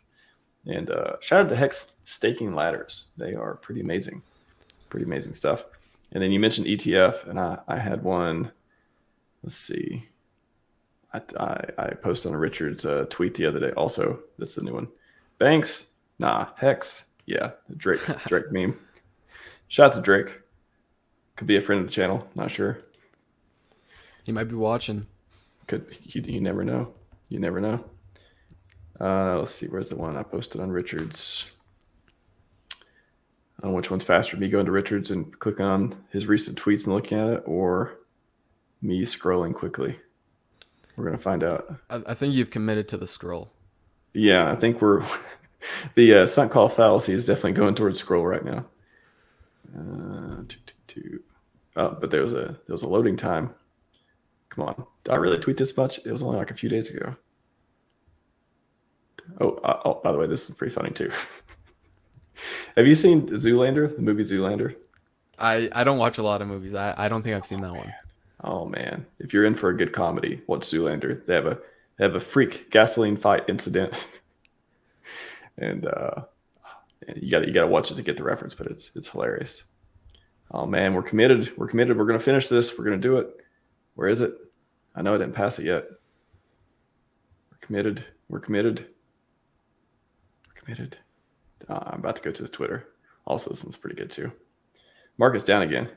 Probably found him staked anyways. That's another movie reference that not many people have seen. Knock Knock. An amazing, bizarre comedy, suspense, horror movie, but it's got the James Bond girl in it if you like her. Knock Knock. Shout out to Knock Knock. Shout out to Keanu Reeves. All right, man. I'm about to give up. I also like this one. Okay. I'm gonna damn it. Go on to Richard's Twitter. I will find this. Oh, it's not gonna sort, but I think a lot of people liked it, so it may. All right, I'm seriously about to give up because I can't remember which one I posted it on now. Oh, I know what I can do. Why don't you just do this, man? Why don't you do RHMax because I tagged it, HEX ETF. Boom. Power of hashtags. Nice. Please work. Please work. I called it too fast now. Damn. I noticed Twitter's not that good with the search engine, I think. By the way, Super Bowl show. Richard Hart was right. Oh, that's the one. That's the one. I found it. Yeah. Twitter it's weird. You'll put certain searches in, and it doesn't come up with anything. You're like, how'd you fail on that? That seems like that's the right way to do it. Anyways, Richard tweeted, Bitcoin ETF, good as a whole, legacy financial system, all this stuff. HEX ETF 2029, baby. 2029. You never know. You can't tell the future and you can't predict the narrative. That's one of the biggest things is like you don't know what the narrative's going to be. Like, and the narrative could change. It could change something better. It could change to something worse. Like, even when you're looking at like the SEC narrative, like how everything dumped, that could have been good for a lot of people, like the smart money who came in and like saw the value, looked at like even if we go back to the daily transactions, like if you think back, like it was still doing constant daily transactions constantly throughout pretty much the entire bear market. So it looks alive to me is basically what I'm trying to say. Yeah, you can see here like since the SEC September, October, let's go to July, yeah. End of July, yeah, here. So look at this. Look how much the pace picked up ever since the SEC. So like it wasn't dead. You had the community here, you had the believers, you had the people who actually saw the value, and you had people that were building value and creating value for different protocols and whatnot. And I think that's one of the things that makes me the most bullish about PulseChain is seeing all the builders building. That's how your chain becomes successful. Like when I go and use let's say another chain, and I'm like thinking of a DeFi product that we have on like a PulseChain or Ethereum, and I'm like, what is that over here on this? And like they don't have anything like that. I'm just kind of like, it's not ideal. Like you want to have everything, and PulseChain pretty much does. Back to the spreadsheets. Like I know one of the reasons why we're all here is price, and like none of this is like financial advice or anything like that, but basically what this will do is it'll price out with the ratio. So it sort of simulates Hart's law in a way, where if the ratios sort of just stay the same and then the ETH price changes, what could we see with HEX and EHEX and Pulse? And I put ICOSA in there because you can't forget about ICOSA. So yeah, these would be the future prices in US dollar terms, which I don't know. I wouldn't be surprised if they if they if they blow right past this. Obviously not financial advice, but looking at like the community, looking at the founder, looking at what he's doing, like I know, didn't he recently started to make some yields there on what was it, Compound protocol? Yeah, he made some, I think, deposits into AAVE and with Compound. Uh, I can bring it up if you want, or if you want to hit on some points here. Either way. Yeah, I'll finish up basically what this is saying, and we'll talk about like sort of like what maybe what Richard's doing. But yeah, this current ratio is like 120 pulse. It might be a little bit lower for hex. I'm projecting a future ratio of 150.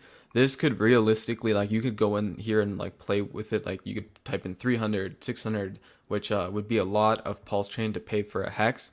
But 120, even 150, this is like a relatively, you used to be able to swap EHEX for 150 pulse.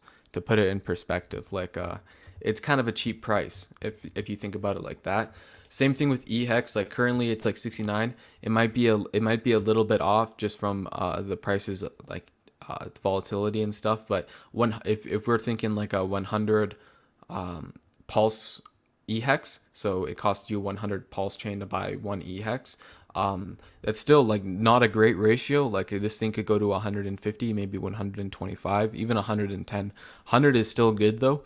But yeah, this just goes to show like different ratios, like 2.2 PulseX. This might only be 3, this might only be 2, this might be 2.5. It's really hard to know, but this is really the most important one because this is the ETH to Pulse, and this is the one that I'm going to be paying a lot more attention to because what I want to see is I want to see this at least 10x, and that's gonna bring a lot of value. Like that's gonna bring a lot of value into the ecosystem. That's gonna make Pulse Chain very valuable. And even if you look at ICOSA to hex, I'm only projecting here a 15 hex per ICOSA ratio, which would be way below the ceiling price. Like we're talking like 80% below the ceiling price, 75% below the ceiling price. And you can see here like the ICOSA USD, like that's close to almost 100x there, right?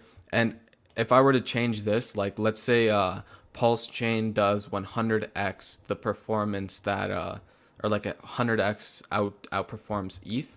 And I don't know what ETH is going to do, but in this case, like if it goes from 3,000 to 10,000, so it's a lot of X's for Pulse Chain. But when you're looking at like different layer ones and stuff like that and their previous performances and stuff, like it's not out of the realm of possibility, but that doesn't mean that it's going to happen.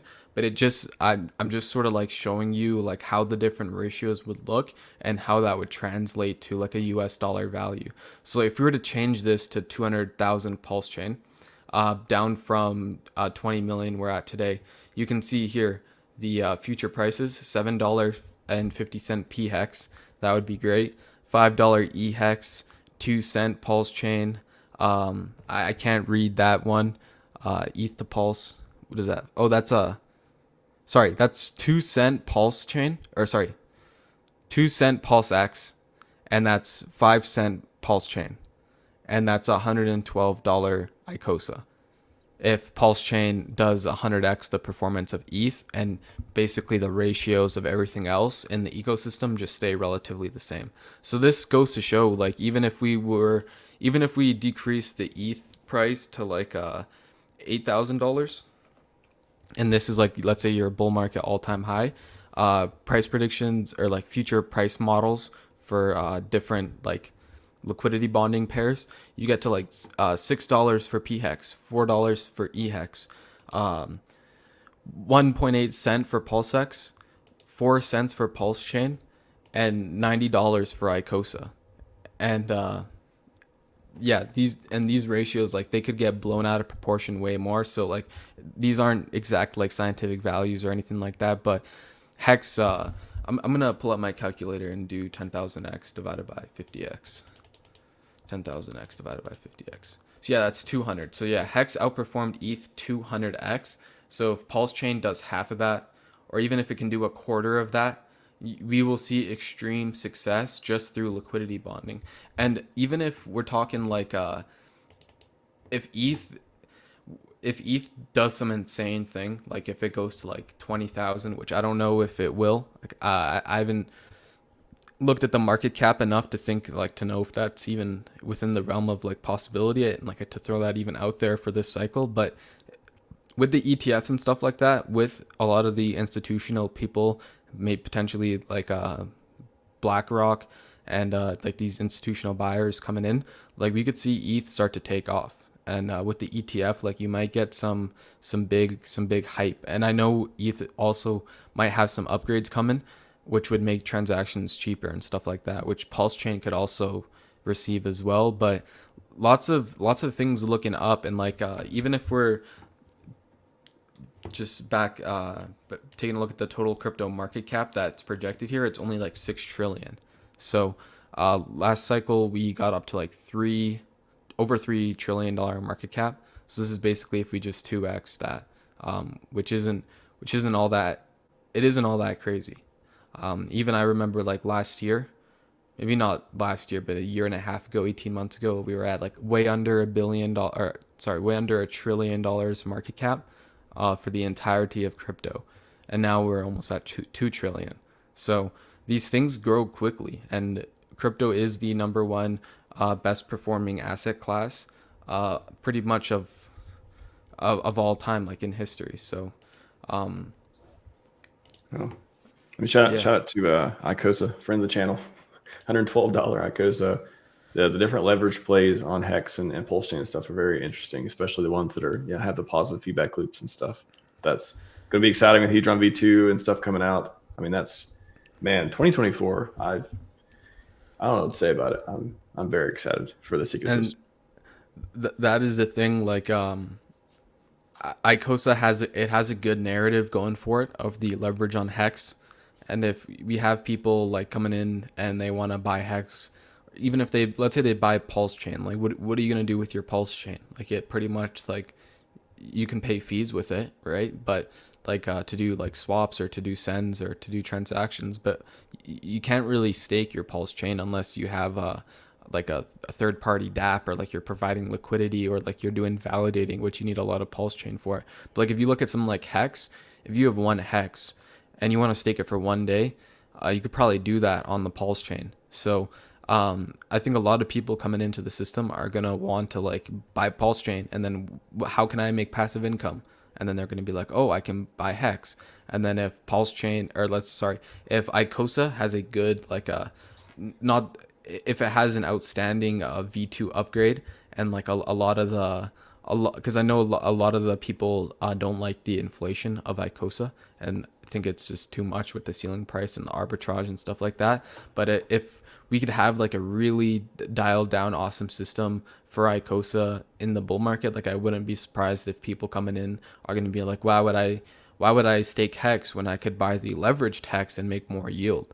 So I could see some narratives flowing for that. And these prices, like Richard says it all the time, where people in crypto, they get overly bearish at the bottoms, and then they get overly bullish near the tops. And at the bottoms, like it's hard to throw out the huge price targets and stuff like that. Whereas like at the tops, like it's easy to say like HEX to $25 at the exact top. Just like your megaphone, like it emits more sound when the price kind of pumps up more. So that's sort of how I'm looking at it. Fine. Let's get a question here from New World Disorder. Are ETH gas prices based on cost or being expensive ETH make gas more expensive? So it is both. You're paying you're paying in Ethereum, so it's like a portion of like Gwei, and basically like if you're paying like 0.001 ETH and that costs like $3, or if you're paying 0.001 ETH and that costs like $30 or $31 or whatever it is, as soon as that goes to like 6,000, now your same transaction, even if it's at like still costs 0.001 ETH, right? It costs $60 now if ETH is at 6,000. So it is based on both. Like as the network gets busier, your transactions will cost more Ethereum, but Ethereum also usually costs more dollars as the bull market comes in and as those fees really start to pick up. So it kind of like it almost compounds in a way where you're not only paying more in Ethereum, but you're paying that Ethereum costs more US dollars to buy as well. Yeah, I've heard Alex he trying to talk about it sometimes too. I like the way he framed it. It's like there's nothing wrong with ETH. Like it's kind of like it's just kind of riffing off his commentary I've heard him talk about before. But like the way I look at it is it's like it costs as much. The prices aren't crazy high. It's just that it's worth so much. And in dollar terms, it's very high. But in the Gwei terms, it makes complete sense for the network. Like it's just operating the way it's supposed to be operating. It's just the fact that Ethereum was so successful and so valuable that the price is so high that it didn't make any sense. Nobody would complain about gas fees if Ethereum was $300 because the Gwei would be much, much less than the $100 it takes on some transactions today. Exactly. So that is a good point from Alex. Like if Ethereum was a dollar, then the fees like in dollar terms wouldn't be a problem because you'd be paying such a tiny portion amount of Ethereum.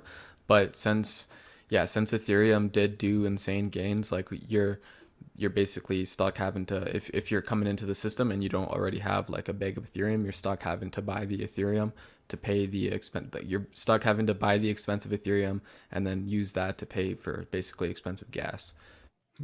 One other question So here: which would be best to have if you could only hold two PLS and EHEX or PLS and PLSX? So I think that's a good question. It really depends on the person, like how risky you are and stuff like that. Like obviously it's not financial advice, but I think having exposure to like some of the Ethereum side stuff as well as the Pulse Chain side stuff, getting all three of them would be great. But if you could only hold two, like I personally would go EHEX Pulse, but I'm a little less risky and a little more risky at the same time. So what I would do is I would use the EHEX as like almost like a leverage play on Pulse. So if it starts to outperform it, you could swap for Pulse, and then if Pulse starts to outperform Hex, you could swap for Hex. But I think a lot of people are doubting Hex, and like just like I'm still extremely extremely bullish on Hex. Like I still think Hex has proven itself. It's done its 4 years of 100% uptime plus. So it is the product. It is the finished product. It is the one with like it has no admin keys. It's just like you do your staking, you mint your own rewards. There's no like Richard Hart running a hedge fund that we stake our hex coins so he can pay us yield. Like it doesn't work like that. It's just us minting inflation. So I like that a lot about Hex, and I think Hex is going to do extremely well. But if you're more risky and if you have like a smaller bag, you could probably go for like Pulse and PulseX and sort of ratio trade between them. Even any two combinations of those tokens aren't bad at all. Like if you pick any two of those, like you probably can't go wrong with. And it really just depends on like how risky you want to be, I think, because I know PulseX like it's like the rubber band Alex calls it, where like it pumps harder it seems, but also dumps a little bit harder as well, and it goes both ways. Whereas Pulse Chain's more stable. I guess you could say like still extremely volatile, but relative to some other like ratios with like PulseX and stuff like that, PulseX is a little more volatile. Is there anything else on this one you want to cover before we? Let's go wrap up on the DAI situation. Anything else you want to cover before we go on to that? Do you think I should talk about just markers, or should we? Do you got a lot of time left? Should we move on No, to the DAI? got like I got like 15 minutes left. So yeah, you want to hit market makers just for a few minutes, and we'll go on to the DAI and finish up. Sure. Yeah, sounds good. So, yeah, one of the things too about price, like what makes prices like this sort of possible is we have our liquidity in what's called an automated market maker. So I'm gonna just set some ratios here. So let's say I had 20 of coin one, which this could be any given crypto, and then let's say I had 20 of coin two, which in this case I'm gonna make it US dollar denominated. So technically I'm gonna think of this as USDC because it makes it a lot easier to like conceptualize when like you have like a US dollar derivative, or like a US dollar denomination, I guess you could say. But yeah, this is like coin one. You could imagine this could be anything. But if I'm setting this ratio at 20 of coin ones backed by basically 20 USDC, this will give me a current price of $1. And this is basically how market makers work. Is it is it is a ratio between the two tokens. And we're gonna go look at the wrapped pulse pair, and I can input the amount of tokens that's in that ratio, and it'll spit out a price for you. Because these market makers, they're a constant product, which means that when I set the ratio basically at 20 and 20, it's going to multiply it by each other to get 400, and that's going to be your that's going to be your constant product basically. So whatever happens to these two coins, like however the ratio changes, when you multiply them by each other, it always has to equal 400. And that's the whole point. That's how the constant product market makers sort of work. And we can see here, like, it's not the most like ideal way of looking at it, but this is your coin two spread. So if you guys have ever looked at like different liquidity statistics, you can see like how many dollars and how many hex. And just so everyone's aware, like this is a V2 style market maker, and V3 is slightly a bit different, because you can set like it's not infinite range, but you can do infinite range, but it doesn't have to be. Whereas V2 is always infinite range. So fix this here. So yeah, if you guys ever look at the market maker, there's little ticks, and these ticks, it's not exactly scientifically accurate with the like amount of like the exact spread, but it just sort of goes to show like how like slippage and stuff like this works. Is how it works is like every little tick, you have a portion of liquidity basically set at that given price. So you can see here at like 1.14, you have a little bit of this token and a little bit of this token sitting there, but kind of like backing that price. And then at the next price, 1.3, you have a little bit of this coin one, little bit of coin two sitting in the pool, or like sitting in like the tick, like ready for people to like sort of execute that order. And then as soon as the coins get purchased, then you kind of move up in price. And I'll show you how that works here. So let's say you had 20 of coin one and then 20 of stable coins. And coin one could be anything. So it could be HEX, it could be PulseChain, it could be Bitcoin, or maybe not so much Bitcoin because it's not so much in AMMs. But if it wasn't an AMM, you could have like a bit and ask spread like this. But anyways, like if you were to buy $20 worth, you could see that your new coin two, so your new amount of pooled USDC would be 40, and you would have taken 10 of the coin ones out of the pool, and that would have put your new price at $4, and with 4x's, 300%. So this is exactly what Richard talks about when he says when you 2x the liquidity, you'll 4x the price. This basically demonstrates that. And it goes over the it goes over the different differences. So like if I were to type in like $22, you could see here that I almost 4.5x the price, off of just 10% more economic energy that I'm putting in. I'm increasing the price almost basically 10% more. So over here on Wrapped Pulse, I can see here that there's 103.68 billion. So if I come over here, I can go 103 billion. I'm just going to copy this number and then I'll paste it in here, and then we'll see how much money basically it's backed by. It's 14 million. So I'll just come over here and I'll take this and I'll just copy it. Copy this, paste it in here, and then I'll just change it so it's 14 million. 14 million. Yeah. And then we can see here it spits out the current price, so 13.58, and then what's this trading at? Yeah, 13.49. So it's a little bit off, probably just because this is 14 million exactly, and I have 14,070,000. So it's not like, I guess, to the exact tick. It could be if I got the ratio exactly perfect with the amount of pulse and the amount of USDC. But on average, like it goes to show, like if you were to put like $20 in, like you don't really you don't do anything to the price. But let's say someone puts in 200K, we can see it's a 3% increase off of 200K, which is not too bad. And as you start to see like more and more people sort of compound on top of that, even if let's look at $2 million. $2 million increases the price 30% in Pulse. And Pulse does have a bit of a thicker, heavier liquidity pool. Not so much compared to day one. Day one, there was like $50 million of liquidity with PulseChain and DAI. So liquidity start to thin out a little bit, which is good for price appreciation. But what we see here is like $2 million moves the price 30%. In Bitcoin, if you were to take $2 million and buy, I don't think you're moving the price 30%. Like think about the Bitcoin price right now times 30%. That's all-time highs basically. So plus what, 15,000 odd dollars or something like that. So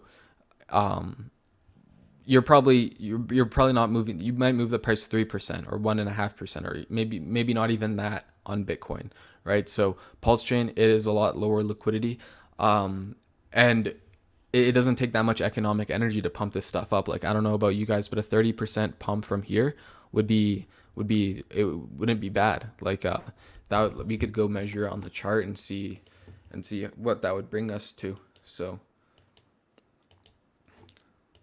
bring it up here. So yeah, if we were to pump 30% here, that would put us 1.7x SAC, almost 1.8x SAC. I don't know about you guys, but I wouldn't be complaining about that. And that's just from $2 million. Wow.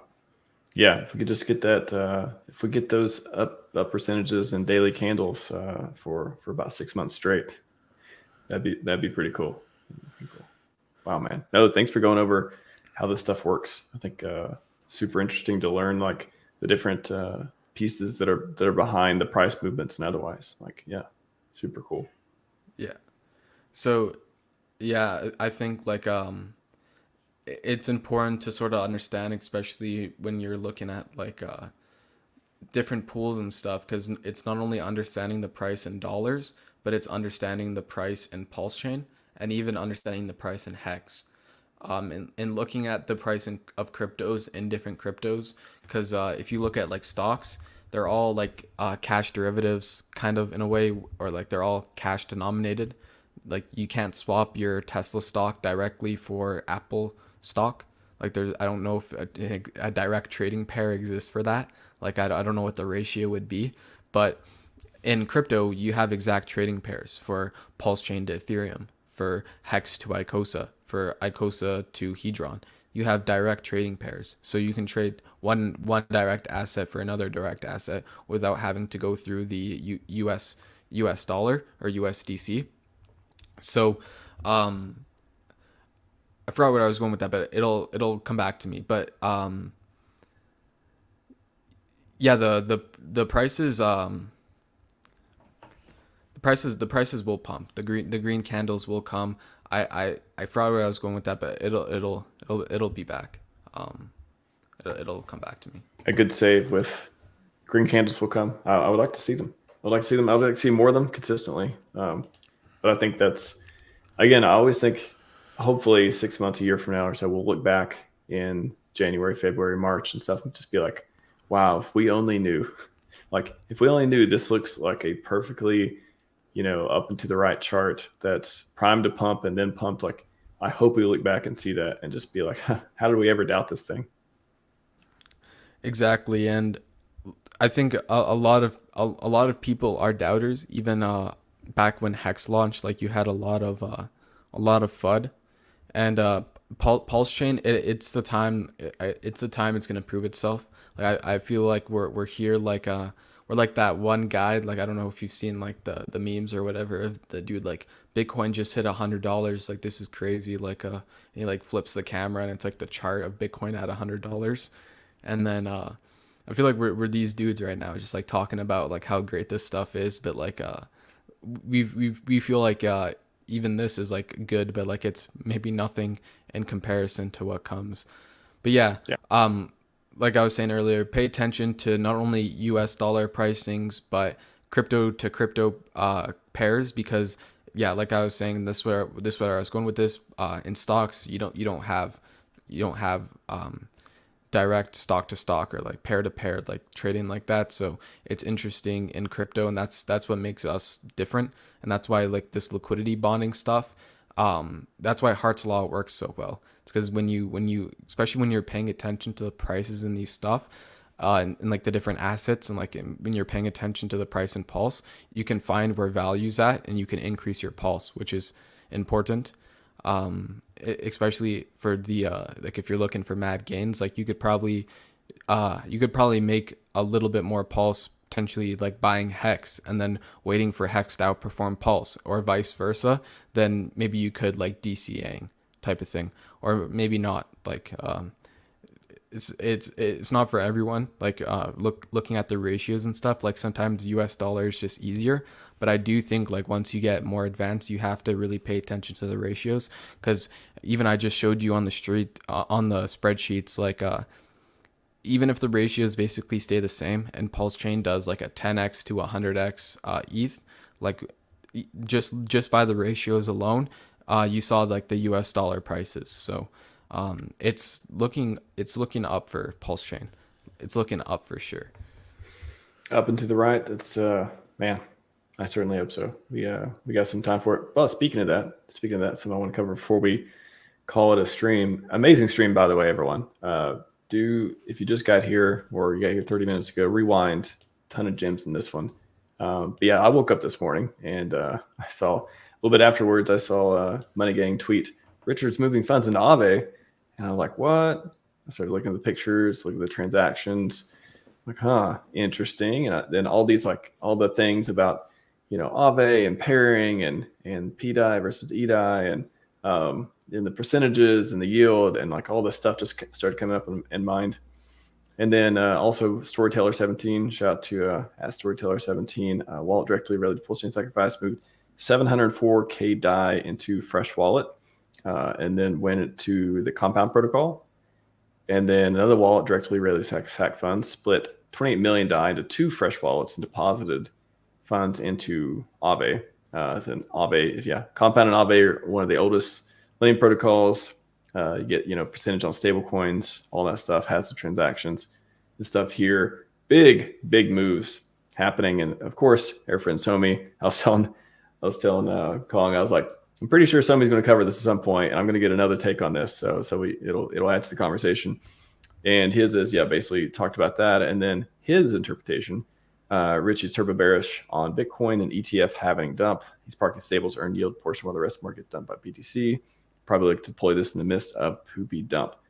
Now, when I first read that, I thought, interesting. So I took it as I don't quite agree with the market's going to go down and Richard's just going to earn, or we say Richard, but like OA, Greg Duck, whoever, the entity control and all this stuff is going to just earn money. They're just going to park it in there for a year or two. Look at that APY, 6%, going to get 6% on millions of dollars for the next year or so because the market's going to go down.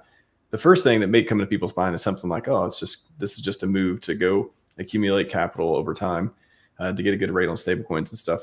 But then if you think go a little deeper onto it and probably look to deploy this in the midst of poopy dump.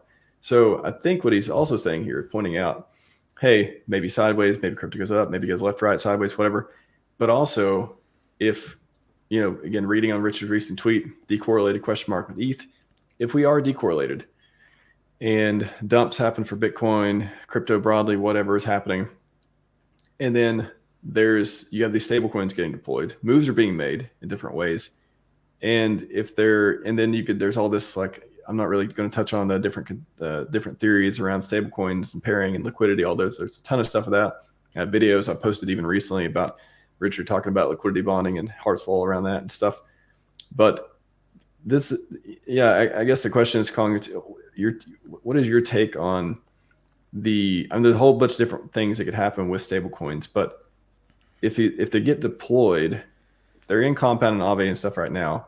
Do you think it's part of a liquidity bonding strategy, Or do you think it's part of a long-term, hey, the market may go sideways, so I'm going to let this thing earn yield strategy? Or do you think it's a piece of, hey, maybe some short-term yield that can further increase the bags that could be injected later type of thing? I think those are like three different pieces I can think of off of this. So what I think is he's probably trying to make a yield. Now, of course he's trying to make a yield, but what is he trying to use the yield for? I wouldn't be surprised if he tries to use it just to like as like a maintenance fund or something like that. Like if he needs to, I don't know, like whoever owns the addresses, if they have expenses like with PulseChain that because I know there's different stuff that goes into running a blockchain. Like I don't think it's just like hosting a website where you just put it up there and you know just leave it. I think there's actually some like some tech and some like some things you have to do sort of behind the scenes. So I wouldn't be surprised if he's sort of using that to generate some yield for that. But I also wouldn't be surprised if he's going to start injecting some like doing some LP on PulseChain, because I was watching that Twitter clip you were sharing on your YouTube of the spaces, and he was talking about how he was gonna let the chain sort of play out for however long, and then he would come in and set some liquidity and set some of the ratios and put some of his coins up, because he was saying like he wants to let the R bots sort of like manage parts of it and get everything situated. So, because I think the issue is if you provide liquidity at the wrong ratio, you might get rinsed. So you don't want that to happen. And even if there's like different bots, like if there's something an unknown variable and there's like a pool somewhere that like someone can extract value somehow, that's not exactly what you want. So I think he was letting the chain sort of play out. And I think he was also a part of it was like letting people feel like Richard abandoned them, and just like letting the believers go or the non-believers go. People like obviously who think that this stuff is dead, you know, it's not going anywhere. Like the SEC is coming down, it's over now. Like rinse out those guys. And like now that he's probably had the go ahead from his lawyers and stuff like that to do different plays like this, but I wonder what he'll do with the money. But I speculate he might. I speculate he'll most likely maintain on chain. Like maybe he'll take some of it off. I don't know if he'll take any of the yield away, but I wouldn't be surprised if he starts to move some funds into the Pulse chain and provide some LP with different pools and stuff like that. And I thought I saw like a Twitter post like a little while back with someone saying Richard, or not Richard, but an entity was trying to provide liquidity, so where when the price was going up, they would lower the liquidity or they would take away some of the liquidity. But as the price might be dumping, they would add some liquidity. So you essentially you let people like dump on you basically, and you gladly take their tokens they're gonna sell to you. So yeah, I wonder what different sort of plays he's gonna be making. But now the chain's definitely matured. I think like I remember day one, 1 year shakeout is coming to a close. Exactly. So I think like if you guys remember, like the even when Pulse Chain first came out, when there's no data on the chart, there's no data on the pairs. I know even right now, I think a lot of the values on the Pulse Chain are mixed matched, like in terms of like utilities, I guess you could say, like yields, like things like if you're able to make like a 1,000 APR here for super duper cheap versus you're only making 2% APR over there, and it costs a lot. So different things like this, I think the market needs to like price out still, but the chain has matured a lot. And yeah, like Richard said, like 52 weeks to shake out the weak hands. I do wonder what he's going to use the yield for, but I wouldn't be surprised if some of it gets injected into Pulse Chain. Even if you think $20 million, like 5% of that is what is that, $1 million right there? So that's a nice little chunk of change if you can make a 5% yield on 20 million. So Yeah, it'll be interesting to see what he does with with the yields and stuff like that. But I do think he'll probably inject some into eventually into some liquidity pools on the Pulse chain. Glory plan intact, in my opinion. I'm I don't know how many times I could talk about over and over and over about this dude has a plan. Everything he does is deliberate. He wants glory. His whole mission is to mint millionaires and do great things in the world and like all this stuff. And people just don't. They look at the price and they see it's down, or they see it hasn't went up as much as they want to, and they just can't fathom. They could be, some the good things can happen to those that wait. It's it's amazing. I hope all the believers, like I said, get rewarded. And there'll be plenty of people who came in late. Like there's plenty of people who didn't sack and they came in and they bought the lows, and they're going to make, they could make, if everything goes to the moon, they're going to make a lot of money too. It's not like you can only reward the ones that stick around forever and got in early and all this stuff too. But boy, I think there's a way to reward people who believe at some point. And hopefully they'll do great things with those gains as well. And if I'm gonna be honest, like I actually never thought that the addresses would use the funds or whichever entities would deploy any of the funds into the Pulse chain.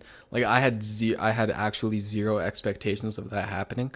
Like I knew it was possible. Like I knew there was a possibility that it could happen, but I had probably zero expectation that it could to sort of start with.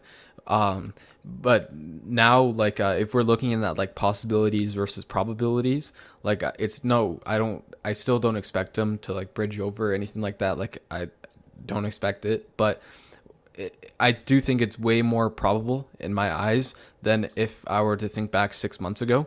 I don't think I would have the same view on on him bridging some of the funds over. So there's that. Like I do think it's more probable that he does bridge funds over as time goes on, and as we see the on-chain data sort of come to light a little bit more. But yeah, I'm irresponsibly long on RH. Chad, tell. I'm gonna have to quote that on Twitter. I love that. I've never heard that say before in that phrase. I like that a lot. I'm also, I don't know, irresponsible is like one of those things. I think it's unreasonable. The way I explain it, I think it's unreasonable that we won't win. So it's not even. I don't even think it's a responsible versus irresponsible thing. Although obviously it's great to get the point in this one. I think it's just, to me, it's unreasonable to think that we wouldn't get glory, we wouldn't win. That's what I personally believe. So to me, it's just I think in the those kind of probabilities. But And amazing phrase, Chad. once you have the conviction, you don't feel like it's irresponsible anymore. Like you just know that you're long and that's the play. Like you have the conviction, you have the knowledge, you have the data. Especially that's what I recommend for a lot of people is like do enough research, get your conviction high enough to where like you don't care about any of the FUD on Twitter. Like you know because you personally know. You don't necessarily even believe anymore, but you just know. Like you know the data, you know where this thing's going, you know what's pretty much going to happen, and that's what conviction is. I mean, you could be long on, you could have conviction on something that's trash, but this product is not trash. Like there's too much data, too many people building, too many just people in our community in general for this to just kind of just flop on its face. You know what I mean? Like there's going to be people here till the very end, I think. Like people screaming the HEX name, wearing hex.com hats, doing whatever they can to sort of like send the message out to the world, you know? Dude, I think the community is you put a bunch of people locked up with coins for a long time and believing in a mission of glory. And if it comes to fruition, you've not only made a lot of people rich who will hopefully go do good things with it and enjoy their lives and improve others and all this stuff, but it's like fulfilling a prophecy. It's pretty amazing. So good stuff, man. I think, again, if you just showed up, rewind, replay gang, great stream as usual. Follow CryptoKong on Twitter, on YouTube as well. Yeah, man, where can people find you and the work that you do? Yeah, so CryptoKong145 on Twitter and YouTube. Pretty easy to find. I do a lot of ICOSA stuff. Is mostly PulseChain ecosystem focus, like HEX. Obviously, we talk about like Ethereum and stuff like that, but yeah, most part just RH ecosystem. You can find me at CryptoKong145 on Twitter or YouTube. But yeah, man, I think we need to get like we're gonna have like a Hex Bible one day and like a Hex Messiah. There's gonna be like all these stories of like all like the different like prophecies and stuff, and like they'll all get fulfilled. And like after the 555s are over, it's gonna be like this big thing, you know. We'll see what Well, happens. it never has to end. It's like you can start a 5555 today. You could have started one 4 years ago, and you could start one 10 years from now. So it's amazing system built to last. And yeah, Hex Bibles, maybe Scivive Bibles. I could see that too. It'll be some book bounded, amazing information. Let me tell you about the word of Hex, the word of. Otherwise, that'd be fun.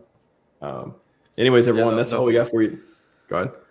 I was just gonna say that you could have like the holy hex books and stuff like that, you The know, holy with Hex all the doctrine. DeFi, yeah, and like you have Ola Richards, his Hart's Law and stuff in there, and just throw in some of that like for context and like, Dude, that'd be cool. It's like Hammurabi's law, but it's Hex Richard Hart's law. And like not only like the Hart's law, but also deep dive into delayed gratification, all the different mental models and principles. Yeah, I can see that. Everyone, that's all we got for you today. Shout out to Crypto Kong for showing up and bringing some awesome stuff. As usual, he does this every few weeks or so, and hope to continue with that. And hope you're doing well, man. And everyone else out there, hope you're doing well as well. We're going to continue to see what other moves the world's biggest DAI holder entity OA and everything else makes. But until then, boy, 2024, exciting stuff. All right, everyone. Scivive and 5555. We are out.